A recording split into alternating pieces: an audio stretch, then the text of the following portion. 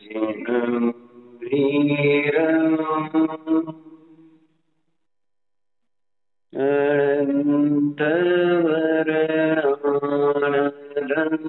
अनन्तवर्णानदंसनसहा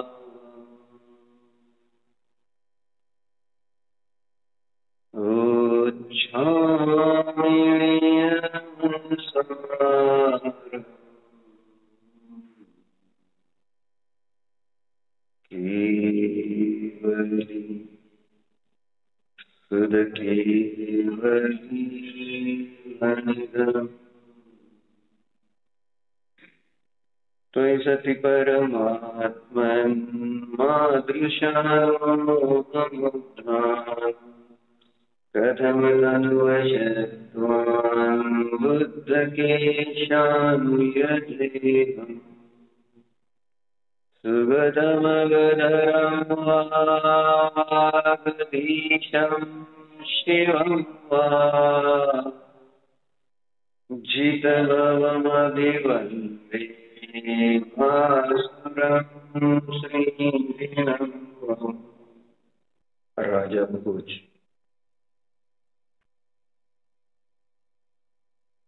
राजा होता. राजाच्या दरबारामध्ये मंत्री, पुरोहित, विद्वान, पंडित असे लोक असतात राजसभेमध्ये.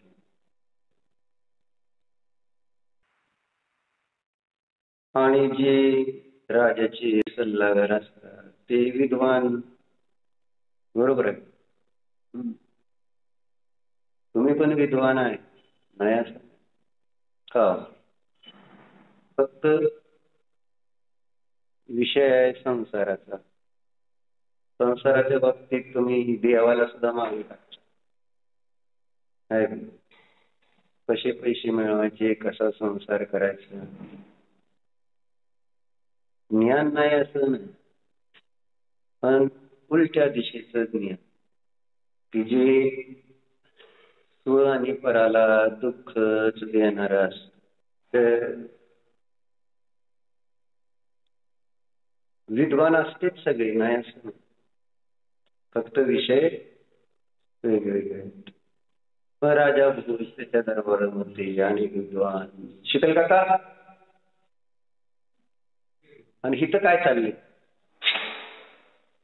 ज्ञानाची थिरी राहिली मग काय होईल? शास्त्र सोडून फेर मारत बसून चाललंय झालं. मग राजा म्हणजे लहरी असते. काय म्हणा किंवा कोणती गोष्टी सांगता येत नाही. राजाला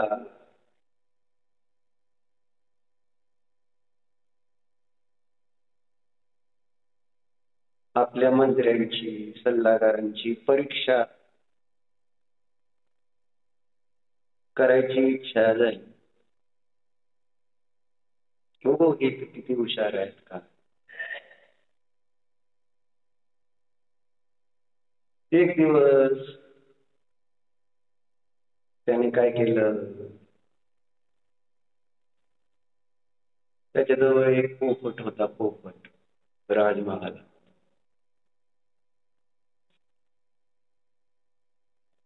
त्याला तो दरबारामध्ये घेऊन आला. पोपटाला राजा भोजच्या दरबारातली कथा चालली. परीक्षा चाललेली होती. कुणाची? मंत्र्यांची, पुरोहिताची, त्याचे सल्लागार राजदरबारामध्ये. त्यांची परीक्षा घेण्याची लहर राजाला काही येऊ शकते. म्हणून तो एक दिवस एक पोपट राजदरबारामध्ये घेऊन आला.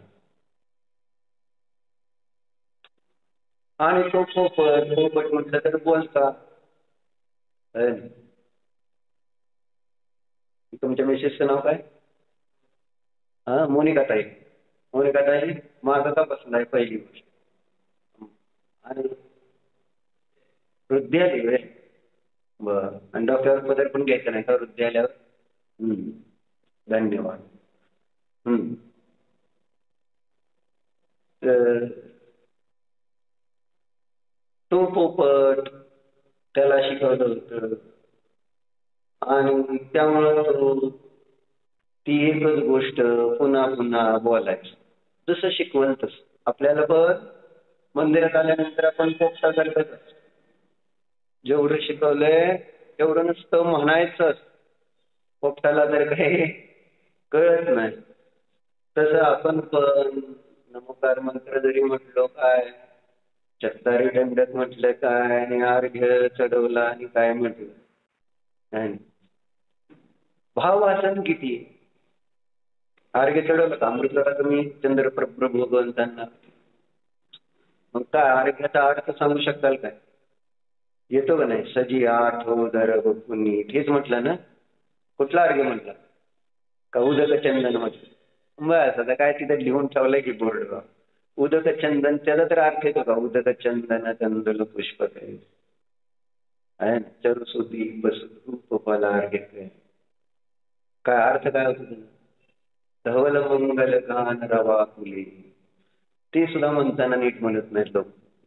धवल मंगल गान रवांकुले आहे ना. उगाच काय कुंजू म्हणजे आपल्याला पाहिजे ते म्हणायचं आपण. तिथं काय हा फार महत्वाचा मुद्दा नाही. आपल्याला कसं तोंडात बसतंय तसं आपण ते म्हणत असतो. म्हणजे म्हणता येत असताना, येत नाही त्यावेळेस लहान मुलांनी तो नमोकार मंत्र म्हटला तरी त्याचे परिणाम बघून आपण त्याला म्हणणार नाही की असा का बोकडा बोलतोय नमोकारी. आणि तुम्ही काय लहान आहे का? तुम्हाला वाचता येते, अनुस्वार कुठं आहे, जोडाक्षर कुठं आहे, कोणतं तिथं अक्षर आहे, ठ आहे का त आहे. आणि अक्षर अर्थ बदलतो ना, अर्थ बदलतो असं आहे ते. आणि अर्थ बदलल्यानंतर आपल्याला सांगितलं नाही फल आणि फल शब्द आहे ना. फल आपण फळ चढवलं आणि फल म्हणताना फल म्हटलं. मग फल आणि फल मध्ये किती अंतर आहे माहिती आहे? फल म्हणजे फलचा अर्थ काय माहिती आहे का? फल फल फळ नाही म्हटलं, फल.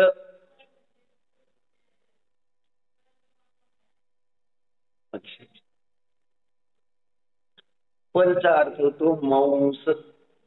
एक अर्थ मांस पण हिंदी शब्द किंवा संस्कृत मध्ये असतो. संस्कृत मध्ये फलचा अर्थ फलरुधिर आहे का नाही? येते का? म्हणजे छेडालीमध्ये पण येते की हिंदी फल शब्दाचा अर्थ मांस. तुम्ही शब्दकोडी सोडवत नाही दिसतंय. म्हणजे शब्दकोडी सोडवताना एका शब्दाला दुसरा शब्द लावायचा असतो ना, तसा तिथं ते सामान्य एक अर्थ दिलेला असतो. मग आता फल चढवायचं म्हणताना फलम निर्वपामिती स्वा म्हटलं तर काय होईल सांगा?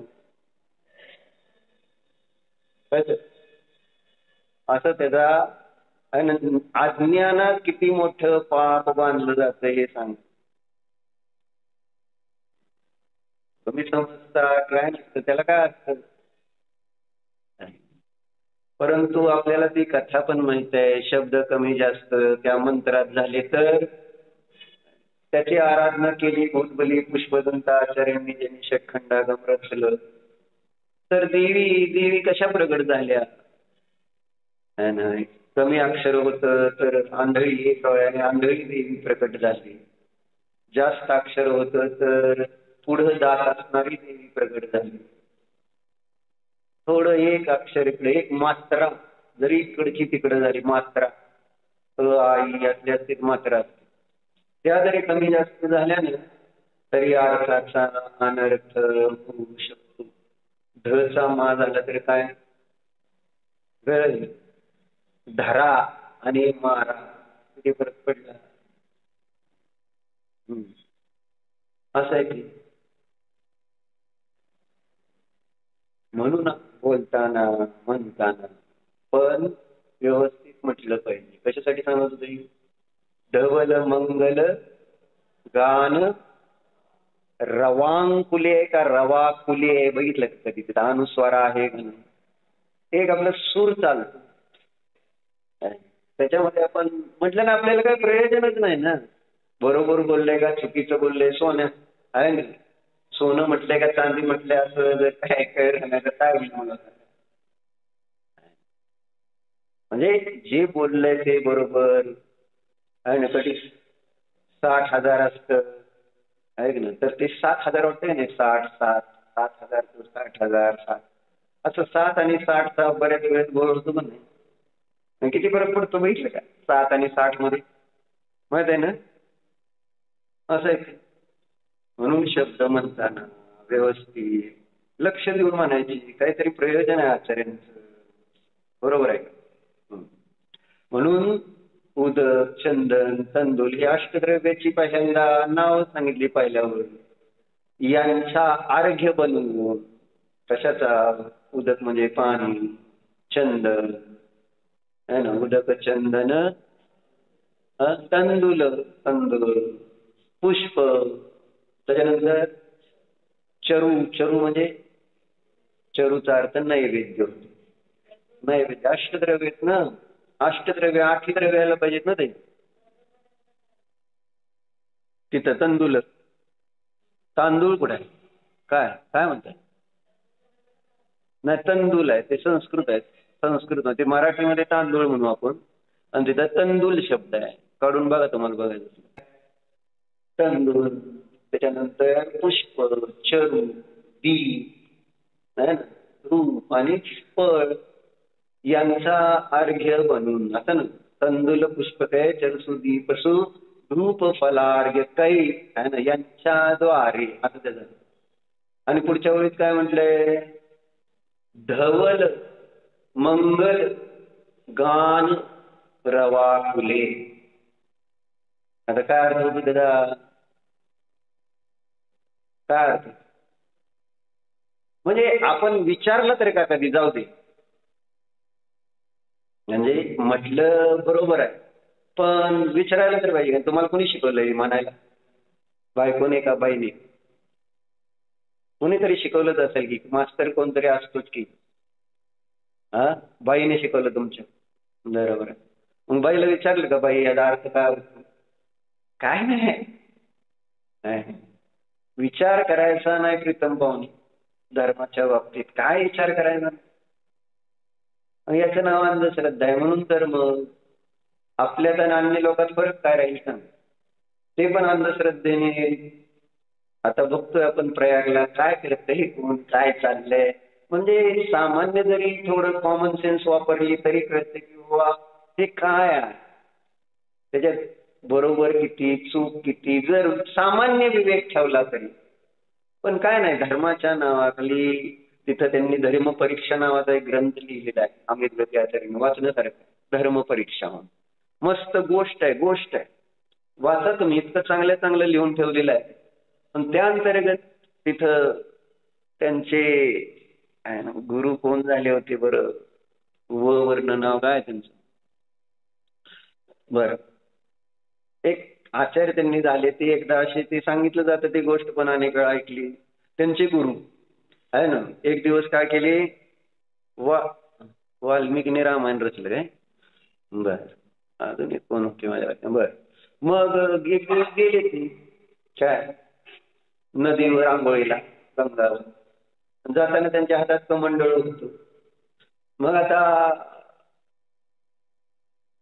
तिकडून माघारी आल्यानंतर कुठं ठेवले कमंडळू हे समजायला पाहिजे, म्हणून त्यांनी तिथं जिथं कमंडळू ठेवलं होतं ना तिथं त्यांनी एक मातीचा ढीग आपलं त्या कमंडळू म्हणजे असं करून ठेवला ढीग. हा, बरं, कोण असेल ती तुम्हाला माहित आहे का? वशिष्ठ नाही आहे? विचारलं का? हा, वर्ण वशिष्ठ का? बरं, वशिष्ठ असते. बरोबर आहे. हा, आणि मग वशिष्ठच. मग गेले ते, आंघोळ केली, माघारी आले. माघारी आल्यावर त्यांना काय चमत्कार दिसला? म्हणजे अनेक वाळूचे ढीग दिसले तिथं. अनेक. आता ते कसे काय झाले? चमत्कार झाला काय? त्यांच्या मागे येणारे अनेक लोक होते ना, फॉलोअर्स, अनुकरण करणार. काय केलंय काय नाही काही नाही. त्यांनी कशासाठी तसा ढीग केला माहिती नाही. फक्त त्यांनी बघितलंय हे महान गुरु आहेत, विद्वान आहेत आणि त्यांनी जर असं काहीतरी केलंय तर त्याचा अर्थ आहे ना काहीतरी त्याच्या पाठीमागे हो आहे की कारण. त्यांचं कारण सामान्य होतं की बाबा मला माझं कमंडूळ परत मिळावं एवढंच भावना होती आहे ना. पण लोकांना वाटलं हे काहीतरी ही आंघोळ करायच्या आधी वाळूचा ढीग करायचा असतो आणि मग आंघोळीला जायचं आणि त्यांचं कमंडूळ त्याच्यात हरवलं. त्यावेळेस त्यांनी विचार डोक्यात केला काय म्हटले माणसं इतकी मूर्ख आहेत त्यांना काही सांगितलं तर पटण्यासारखं. आणि म्हणून मग त्यांची ग्रंथ जर तुम्ही नीट वाचली तर लक्षात येईल कशाचा कशाशी मेळ नाही आहे ना. म्हणजे सामान्य जरी आपण बघितलं तर त्यांच्या देवाचं स्वरूप वगैरे सगळं बघितलं तर लक्षात येत. सांगायचं एवढंच फॉलो नुसतं अंधश्रद्धेनं फॉलो करून लाभ काय होणार त्याच्यातनं काही मिळणार नाही. त्याच्यातनं उलट काहीतरी होऊ शकतं. विपरीत मान्यता मिथ्यात्व पुष्ट होऊन आपलंच नुकसान होणार. म्हणून विचारलं पाहिजे किंवा आपण सांगितलं तर पाहिजे. तुम्हीच मुलांना शिकवता. कुणी शिकवलं त्यांना सांगितलं बाईनं बाई तर शिकवते नाही तर दुसरं कोण शिकवतं बायको. आजकालच्या नाही पूर्वीच्या सांगतो म्हणजे महिलाच आपल्या मुलांवर संस्कार करत होते पतीवर संस्कार करत.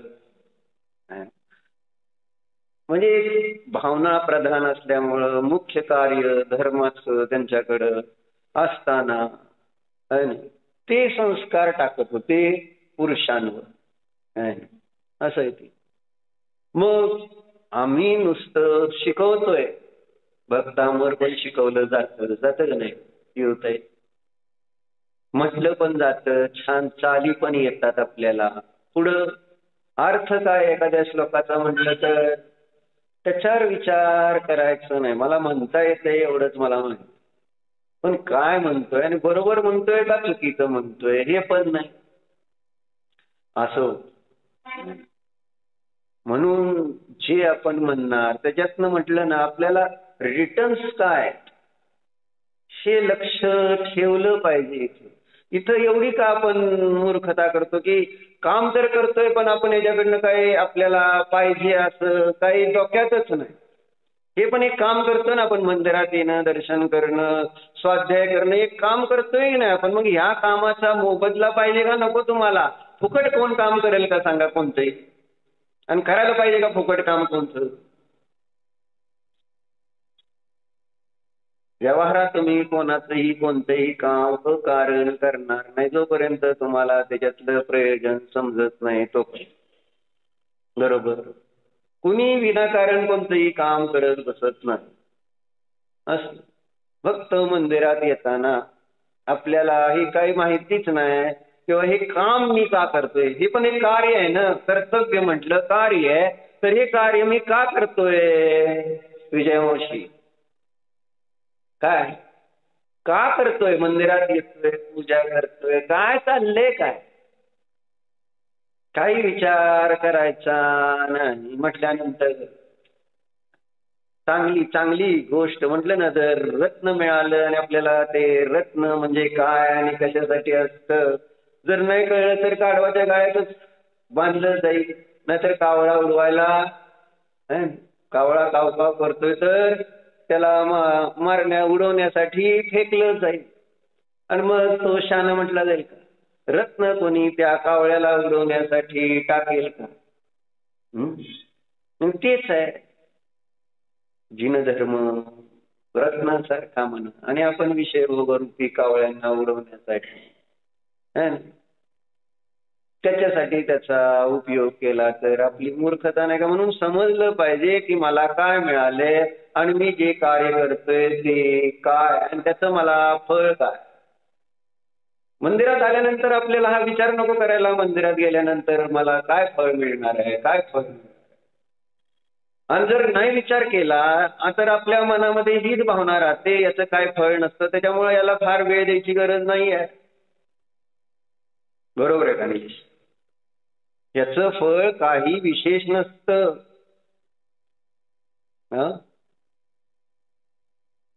मंदिरातला सकाळचा तुझा अर्धा तास, 5 मिनिट, 10 मिनिट आणि घरामध्ये दुकानामध्ये तुमचा सगळा दिवस आहे ना. काय फळ कोणाचा आहे विचार केला? दिवसभर मी दुकानात बसलो, काय फळ आहे? ते काम केल्यानंतर मला मिळालं का? पापचा पुण्य. दुःख, अशांती, आकुलता, कष्ट, तृष्णा हेच मिळालं का? शांती, निराकुलता, सुख, समाधान हे मिळतंय तिथं. आणि त्याच्यासाठी 10 तास कोणासाठी? म्हणजे जिथून मला अशांती आहे, दुःख आहे, आकुलता आहे, तृष्णा आहे, कष्ट आहे, मानसिक शांती नाही, शारीरिक शांती नाही, आणि इतकं सगळं त्रास असून त्याच्यासाठी मी 10 तास मोजायला तयार आहे. 11वा तास आहे ना, 24 तासानंतर 25वा तास असला तरी त्याच्यासाठी मी द्यायला.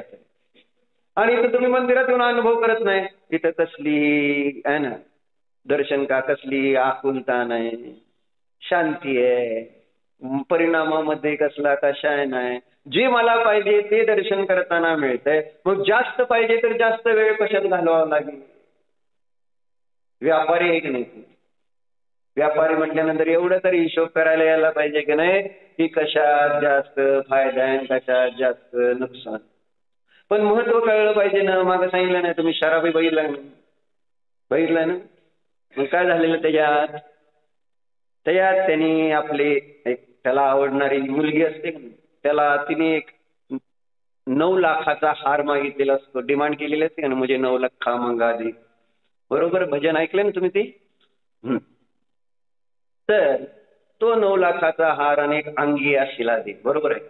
आणि तो तिला तिची डिमांड पूर्ण करतो, कारण तिने विचारलेलं असतं आहे ना, तुम्ही काय ऐकू इच्छिता. तर तो म्हणतो तुझी काय इच्छा आहे तू ती गाण्यातनं व्यक्त कर, बरोबर आहे. असं झालं. मग नंतर तिच्याकडनं ते म्हणजे त्याचा जो मॅनेजर आहे ते चोरतो आणि त्याने सांगितलेलं असतं की माझ्या वाढदिवसाला ती घालून ये. गोष्ट माहिती आहे तुम्हाला? वाढदिवसाला घालून ये म्हणून तिला सांगितलेलं असतं.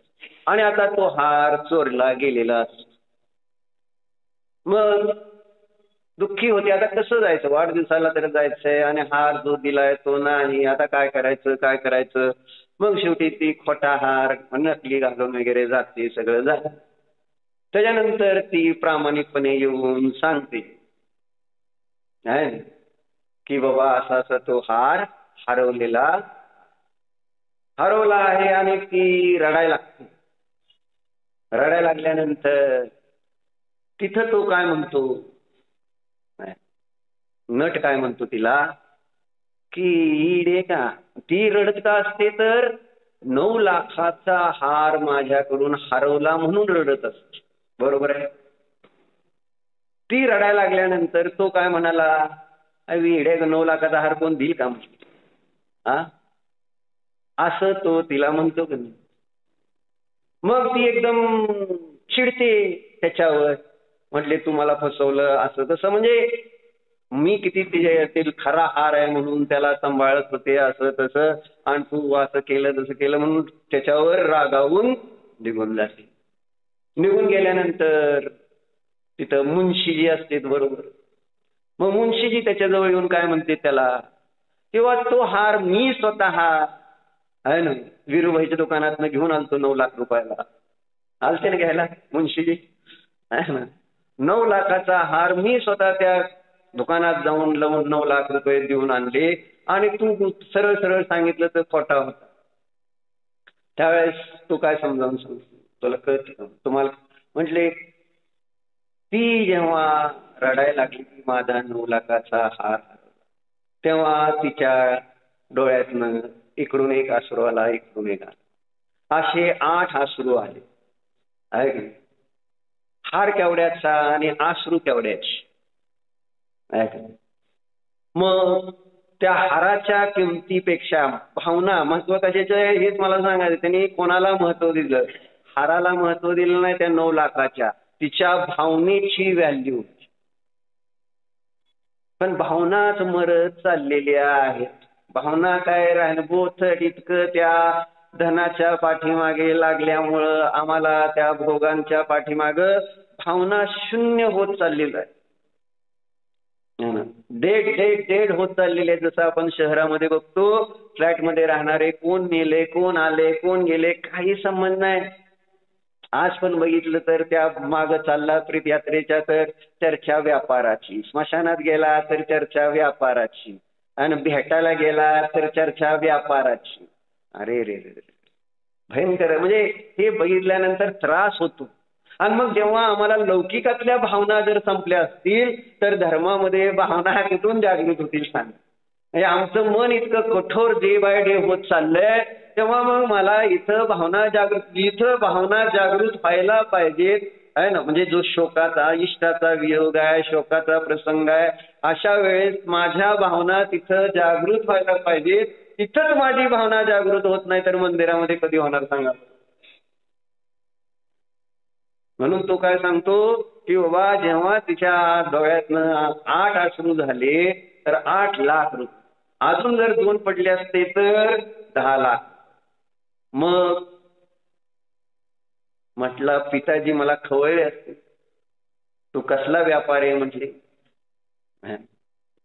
म्हणजे त्या डोळ्यातल्या पाण्याची व्हॅल्यू त्या 9 लाखाचा जो रत्नाचा हार होता त्याच्यापेक्षा कितीतरी पटीने अधिक होती, अधिक असते. भावना आहे. मग इथं इथं भावना कशासाठी चर्चा चालली होती आपली, कशासाठी चालली होती? अजून सांगायचं ते प्रकरण मी सांगत होतो ते आपण जे म्हणतोय त्याच्या पाठीमागच्या जर भावना जर समजून घेतल्या नाहीत तर आपल्याला त्याचं फळ काय मिळणार आहे सांगा, असं मला म्हणायचं. आपण उदक चंदन म्हटलं, आपण भले भक्तावर म्हटलं, आपण नमोकार मंत्र म्हटलं, आपण छत्तारी दंडक म्हणतोय, आणि निलेश पावणे आपल्याला माहिती आहे का काय अर्थ आहे छत्तारी मंगलतेचं? तर इतकं सुंदर वर्णन त्या म्हणजे महावीर वाणी अंतर्गत केलेलं, म्हणजे प्रॉपर त्या छत्तारी दंडकाच्या पाठीमागची जी भावना आहे खरोखर सुंदर उतरवली प्रवचनकाराने त्याच्यावर. तुम्हाला नाव घेतल्यावर आवडणार नाही म्हणून मी नाव घेत नाही, पण जे लिहिलंय त्यांनी सांगितलंय ते प्रवचन 1972 का 78 सालचं आहे ते, आहे ना. श्वेतांबर मंदिरामध्ये त्यांना पर्युषण पर्वासाठी बोलवलं होतं आणि त्यावेळेस त्यांनी हे प्रवचन केली होती. तर सांगायचंय ते छान लिहिलंय, पण तो आता विषय मी आता नाही सांगत. म्हणजे छत्तारी दंडक, आपण छत्तारी मंगल किती सहज म्हणून जातो, परंतु त्याच्यामध्ये मंगलता काल पण आपण बघितलं ना, उत्तमता. व्हॉट इज इट, काय मंगल, त्याच्यानंतर उत्तम का म्हणायचं, त्याच्यानंतर शरण का म्हणायचं, एक एक गोष्टी. कारण जे मंगल असतं ते उत्तम असतं म्हटल्यानंतर परत मंगल म्हटल्यानंतर उत्तम का म्हणायचं, असे एक एक गोष्टीचं त्या ठिकाणी विश्लेषण केलेलं आहे. पण आपण त्याच्यावर कधी विचार करत नाही. नव्हे, मला अर्थच माहिती नाही. 4 मंगल कोणते आहेत तर आपल्याला प्रश्न पडतो निलेश पाहुणे, अरिहंत मंगल, सिद्ध मंगल, आणि त्याच्यानंतर आपल्याला साधूच मंगल माहिती आहेत. साधू मंगल बरोबर आहे, साधू मंगल हे 3 झाल्यानंतर आता 4थं मंगल कोणतं तर आचार्य. केवलींनी सांगितलेला धर्ममंगल आहे, असे 4 मंगल आहेत, असे 4 उत्तम आहेत, काय नाही. आणि ते मंगल आहे ते कळलं पाहिजे. मंगल आहे अर्थ कळतो का अमृत काका, तुम्हाला कळत असेल मंगल तिचा अर्थ. नाही, मंगल आहे म्हटलं तुम्हाला चांगला अर्थ कळणार, बाकीच्यांना नाही कळणार जास्त, पण तुम्हाला कळते. बरोबर आहे का? मंगल आहे, मंगल आहे ना. आपली मंगल आहे का? आहे ना. चांगलं. मग तसं जर आपली पत्नी, तिचं नाव मंगल, ती मला मंगल वाटते, मग आपल्याला 4 मंगल भासित होत आहेत का? आणि ते मंगल कशासाठी आहे याचं विश्लेषण नंतर. चर्चा आपली काय चालली होती? चर्चा आपली चालली होती अर्थ समजून घ्या, भाव समजून घ्या. तुम्ही जे थोडं करा, पण त्या गोष्टीच्या पाठीमागचा अर्थ नाही समजला तर सांगत होतो पोपटामध्ये आणि आपल्यामध्ये काही फरक नाही. पोपटाला शिकवलं तर तोही नमोकार मंत्र म्हणेल, पोपटाला शिकवलं तर तोही छत्तारी दंडक म्हणेल. शिकवल्यानंतर काय त्याला, आणि त्याला बोलायचं, त्याला त्याचं भाव वाचन बिलकुल नाही. मग त्या पोपटाप्रमाणे जर आपण इथं येऊन जे काही म्हणणार तर त्याच्यात आपल्यात फरक काय महावीर भाई सांग. काहीतरी पाहिजे का नको, त्याच्यात जीव पाहिजे का नको. अहो लोक जाहिरात करताना सुद्धा सांगते. मागं तुम्ही ऐकलं 2000 साली त्या बिर्ला सिमेंटची जाहिरात बघितली होती का? बिर्ला सिमेंटच्या जाहिरातीमध्ये काय म्हटलं जात होतं सांगा विरोध. इस सिमेंट में जान है. असं असं ते जाहिरात करणाऱ्याने सुद्धा त्या सिमेंट बद्दल एक कशी भावना की जेणेकरून ते तुम्ही विकत घ्या, कारण ह्याच्यामध्ये जान आहे. म्हणजे जर ह्याने नाही घर बनवलं तर घर पडेल आणि मरचाल, म्हणून इस सिमेंट में जान है सांगताना पण त्याने बरोबर ब्रीद वाक्य कसं घेतलं. म्हणजे एक साधं सिमेंट त्याचा निमित्त नैमित्तिक संबंध बघून तिथं त्याच्यामध्ये जीव आहे असं ओतला त्यांनी सिमेंटमध्ये. आणि आपल्याला इथं आपल्या शब्दांमध्ये सुद्धा जीव ओतता येत नाही जे आचार्याने लिहिलेले आहे. मग जीव ओतला पाहिजे का नाही प्रीतम पाहुणे सांग. कुठं कुठं ओतला जातो आणि कुठं ओतायला पाहिजे. आता नैतिकला विचारा माग, त्यांची आता ट्रिप गेली, मजा आली का? हो खूप मजा आली. कुठं म्हटलं वेट एन्जॉयला एकदम पाण्यामध्ये खूप खेळलो 2-3 तास, मज्जा आली. आहे ना. त्यांना कशात जीव वाटलं? खेळणं, वॉटर पार्क मध्ये मज्जा करणं आहे ना. त्यांना असं टेन्शन नव्हतं. मला त्यांनी सांगितलं, म्हटलं एवढे आता किती बस घेतले तर 5, एका बसमध्ये 40 मुलं, म्हणजे 200 मुलं गेली. राहायची व्यवस्था काय काय, म्हणजे मुलांना हा विकल्प नाही. त्यांनी सरळ सांगितलं, म्हटलं ह्यावेळेस छान होतं जरा, म्हटले मोठे हॉल होते आणि स्वच्छ होते. म्हणजे एरवी गेला असेल त्यावेळेस घाण असणार आहे आता त्याचा. म्हणजे यावेळेस कुठं हॉलमध्ये झोपायचं, त्यांना झोपायची मतलब नसतं. तुम्ही गेला विरोध तर काय करणार? आधी बघणार कशी व्यवस्था आहे, चांगलं आहे का नाही, मग नाहीतर पोरांना काय. कारण पूर्वी आपण धर्मशाळेत तसंच यात्रेला जात होतो. मुलांचं लक्ष झोपणं आणि ह्याच्यावर काय नाही, त्यांना खेळण्याशी गप्पा धिंगाणा गोंधळ ह्याच्यात त्यांना तो रस असतो. सांगितलं तुम्हाला. म्हणजे अकलूजवरनं किंवा इथून पण MIT ला जाणारी मुलं आहेत माहिती. आणि मग एकदा असं मला शंका आली, म्हटलं विचारलं मी त्याच्या पालकांना, मुलाच्या छोटी मुलं आणि ते बसमध्ये जाते, पालकाच्या मुलाला विचारलं, म्हटलं ते सकाळी जाणार एवढे तास 2 तास, येताना 2 तास, कंटाळून जात असतील मुलं त्या बसच्या प्रवासामध्ये. नाही म्हटले. कसं काय? उलट त्यांना बसमध्येच जास्त मजा येते, कारण बसमध्ये सगळीच मुलं आणि धिंगाणा घालायचा आहे. हा आपण म्हातारं झाल्यानंतर आपण म्हणतो प्रवास नको, इथनं आता एवढं तासभर सकाळी जा तासभर या, असं नाही. पण मुलांचा आनंद कशात, लक्ष कोणतं, त्यांना जीवन कशामध्ये भासित होत. जीवन म्हणजेच आनंद. मग मला इथं मंदिरामध्ये आल्यानंतर त्याच्यात मला माझं जीवन दिसायला नको, मला त्याच्यामध्ये माझा आनंद दिसायला नको. आणि नाही दिसल्यानंतर तुम्हाला इथं उत्साह कसा आहे? उत्साह यायला पाहिजे. जसं सण आला, सण आल्यानंतर विशेष उत्साह होता का नाही? संक्रांत आली आणि लग्न सराई आली, दिवाळी आली, उत्साह कसा असतो? असं होतं. मग इथं सुद्धा उत्साह आणा हे सांगायचं. म्हणून मंगल म्हणताय, उत्तम म्हणताय, नमोकार मंत्र म्हणताय, हे केवळ तोंडातनं नको, दिलसे. कळतं का? दिलसे कळतं ना?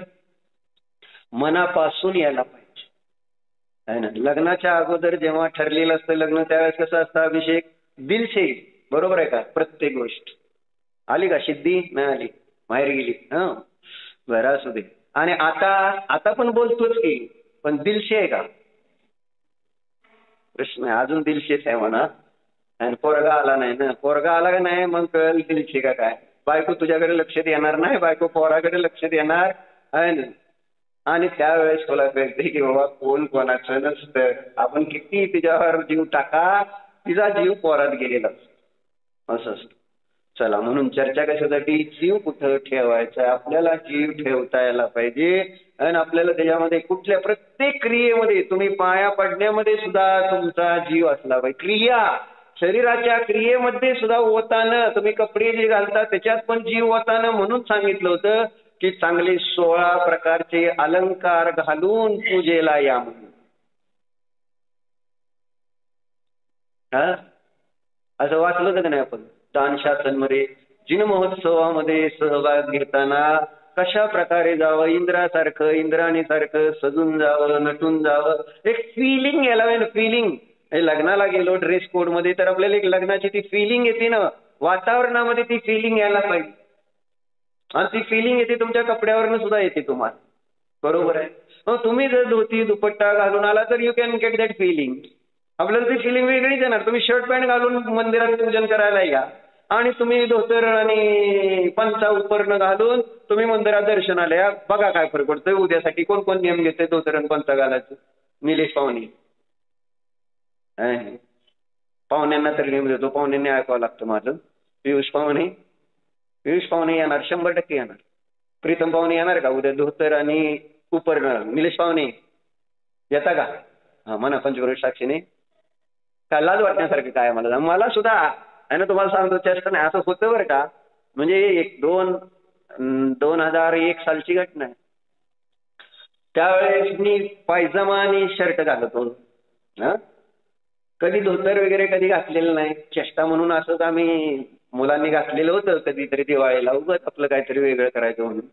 पण असं धोतर घालून मंदिरात आहे ना, सगळे बघतील ना, सगळ्यांचा हाच चिंता असते की सगळे बघतील म्हणून नवीन मुलं यायला लागतात मंदिरात.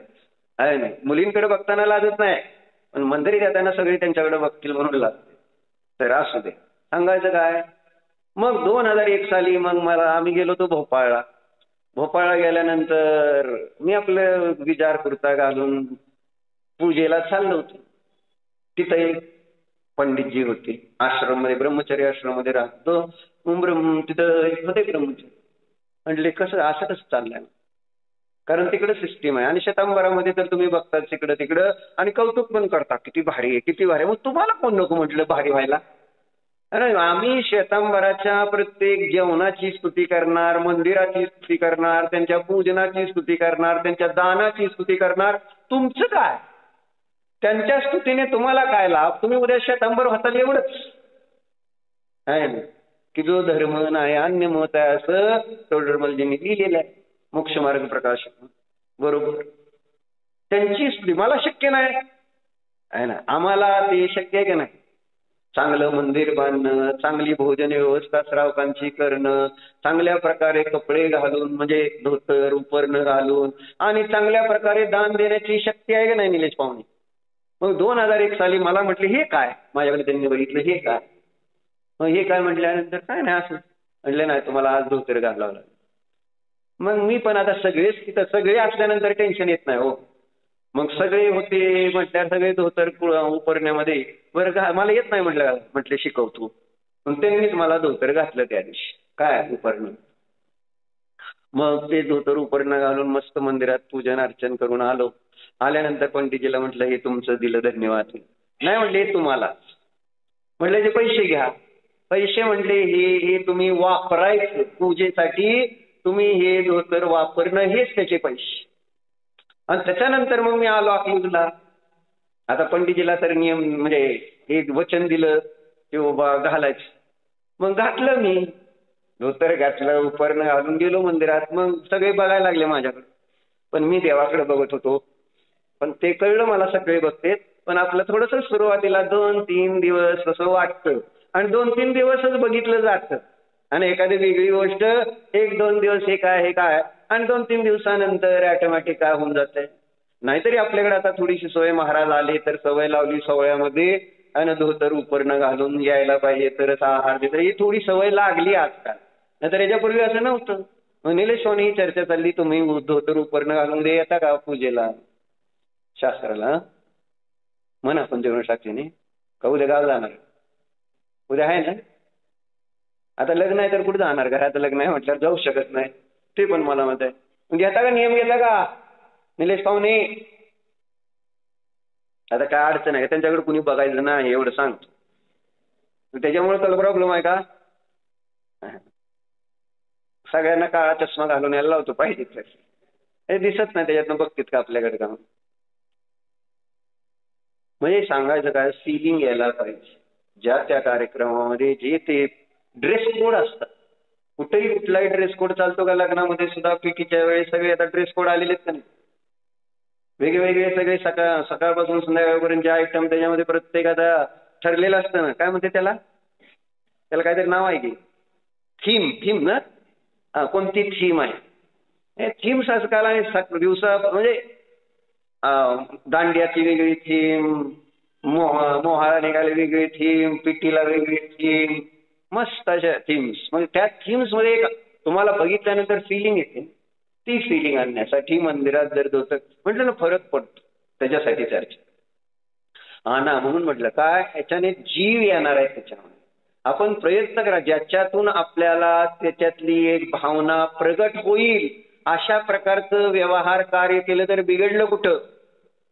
आणायचंय ना मला, हे निर्णय करा ना की मला तशी परिणामाची विशुद्धी आणि काय येत नाही, मी आणणार. मग ज्या कोणत्या पद्धतीने मला ती फिलिंग येईल, विशुद्धी येईल, छान वाटेल, दर्शन आनंद येईल, असं जे काय करायचं ते करतो. पण मला देवदर्शनाने शास्त्र ऐकल्याने आनंद यायला पाहिजे, असं पेटून उठलं पाहिजे ना. मला आनंद यायला पाहिजे दर्शन करता, असं वाटलं पाहिजे. मग तुम्हाला ऑटोमॅटिकच त्या पद्धतीने प्रोसेस मध्ये येणार. म्हणून सांगितलं काय, पोपटासारखं नको. पोपटाला पण तो दरबारामध्ये घेऊन आला कोण, राजा. आणि त्या पोपटाला एक गोष्ट शिकवली होती. काय शिकवली होती? ती एकच गोष्ट असते का पोपटाला? नवीन नवीन काही गोष्टी असतात तर तुमचीच गोष्ट सांगू मी सारखी. तोता एक ही रट लगाता था, एक ही बात दोहरा था बार बार. वह कहता था बस एक ही भूल है, बस एक ही भूल है, बस एक ही भूल है. पोपट काय म्हणायचा? है ना, एकच, एक ही भूल. बघितलंय ना, एक ही भूल है असं पोपट म्हणत होता. मग राजा ने अपने दरबारियों से पूछा, यह कौन सी भूल की बात कर रहा है तोता. पाहुणे 10 वाजले का, आजचं इथं सिरियल संपणार आहे ना. तुम्ही सगळेजण याच्यावर विचार करून यायचंय की तो पोपट जो म्हणत होता, कारण तिथं म्हटलं ना दरबारामध्ये सगळे विद्वान होते आणि त्यांची परीक्षा होती. मग इथं शास्त्राला आलेले सगळे ज्ञानीच मानतो मी, बरोबर आहे का? त्याच्याशिवाय येतच नाही इथपर्यंत, ज्ञानी असल्याशिवाय शास्त्रापर्यंत पोहोचूच शकत नाही, नाही का? मग तुम्ही सगळे ज्ञानी, बरोबर. आणि आता तुमची परीक्षा, जसं राजाने त्यांच्या दरबारातल्या ज्ञानींची परीक्षा घ्यायचं ठरवलं होतं, म्हणून तो पोपट आणला. आणि पोपटाला काय म्हटलं, पोपट काय म्हणत होता? बस एक ही भूल है, बस एक ही भूल है, बस एक ही भूल है. मग राजाने सगळ्यांना एक प्रश्न ठेवला होता, कोणता? राजा ने अपने दरबारियों से पूछा कि यह कौन सी भूल की बात कर रहा है तोता. त्याचं उत्तर तुम्ही सगळ्यांनी अभ्यास करून काय आता ते आपल्याला ह्याच्यात लावायचं बरं का, म्हणजे आपल्या पूजेशी संबंधित आहे हे. तुम्हाला हिंट देतो. बस एक ही भूल है, मंदिरात देवदर्शनासंबंधी येते, धर्मक्रिये संबंधी आहे ती गोष्ट तुम्हाला सांगतो. आता त्याच्या अनुषंगाने आपल्याला विचार करायचा आहे की कोणती चूक आहे आणि उत्तर असं द्यायचंय. कारण राजा काय म्हटला, राजा ने अपने दरबार ना, पंडित जी बड़ी मुश्किल में पड़ गए और राजा ने कहा अगर ठीक जवाब न दिया तो फांसी, और ठीक जवाब दिया तो लाखों के पुरस्कार और सम्मान. जवाब बरोबर पाहिजे, उत्तर एकदम टू द पॉइंट पाहिजे. म्हणजे राजाचा जो अभिप्राय आणि त्या अभिप्रायाला अनुसरून उत्तर. समोरच्याचा आपल्याला जो प्रश्न असतो त्याने उत्तर जर तिसरंच दिलं तर आपल्याला राग येईल का नाही? तसं इथं सुद्धा राजाला काय म्हणायचं, जेव्हा तो परीक्षा घेतोय आणि ज्ञानींची घेतोय त्याच्या अर्थी त्याच्यामध्ये काहीतरी मर्म असणार, नुसतं सतपद असं नाही. लक्षात आलं? त्याच्यामध्ये काहीतरी मर्म. तर मग ते मर्म आपण आज चिंतन हा आजचा प्रयोग. ओम नमः. भो प्रभो मी मनोचिंतन कृतकर्ता सरंभ समारंभ क्रोधमान मायालो प्रमाद इत्यादी माझ्याकडून हरदेव शास्त्र गुरु यांचा घेतलेल्या वृत्तामध्ये अतिक्रम अतिचार अनाचार दोष एकेंद्रियापासून पंचेंद्रियापर्यंत ज्या काही जीवांची स्वाध्याय करीत असताना घडलेले सर्व दोषाविषयी मी पश्चाताप व्यक्त करू क्षमा मागतो. हे माझे सर्व दोष मिथ्या हो, मी माझ्या मध्ये राहा. या सर्व दोषाविषयी मी प्रायश्चित्त माझ्या एकट्याकडनंच चुकलेलं आहे का?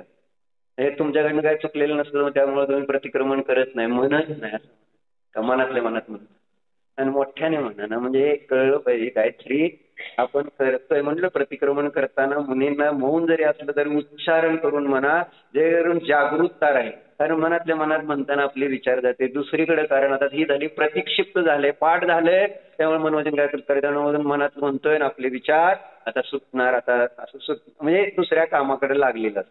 म्हणून म्हणतोय आपण आता एक बसलो प्रतिक्रमण केलं ना, प्रतिक्रमण केलं कशासाठी केलंय? आपल्याकडनं दोष घडलेत म्हणून केलंय. आपण बसताना ऐकताना प्रमाद झालाय ना आपल्याकडे देवशास्त्र गुरूंचा, कुठला ना कुठल्या पद्धतीने अभिनय झालेलाच असतो. त्याच्याबद्दल आपल्याला जर खेद पश्चाताप व्यक्त करून आपण प्रतिक्रमण नाही केलं तर आपले ते दोष कशाला कारण होतील?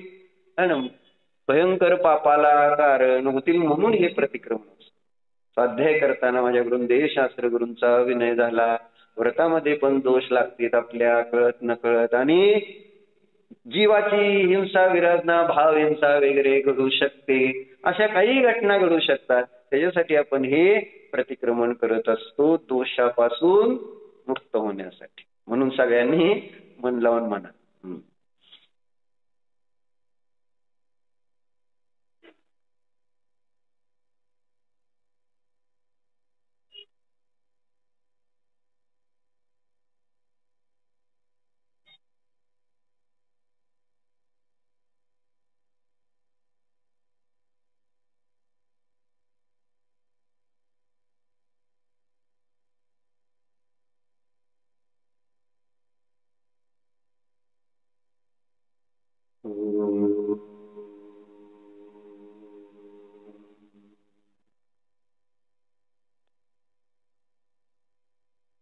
स्वतःचा विचार कर.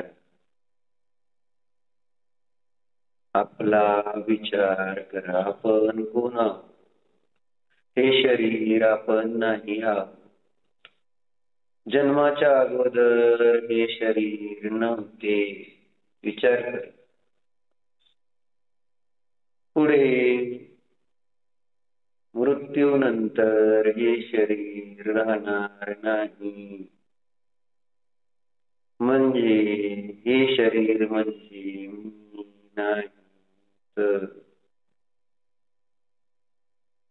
शरीराला जो जाणतो आहे तो मी आहे. मी ज्ञानमय अशरीरी जीव आहे.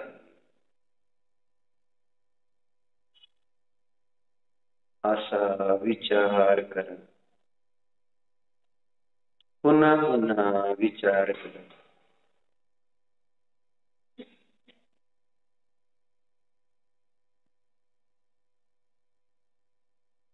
निज आत्म्याची श्रद्धा दृढ करा. मी आत्माच आहे, जीवच आहे, अन्य काहीही नाहीच.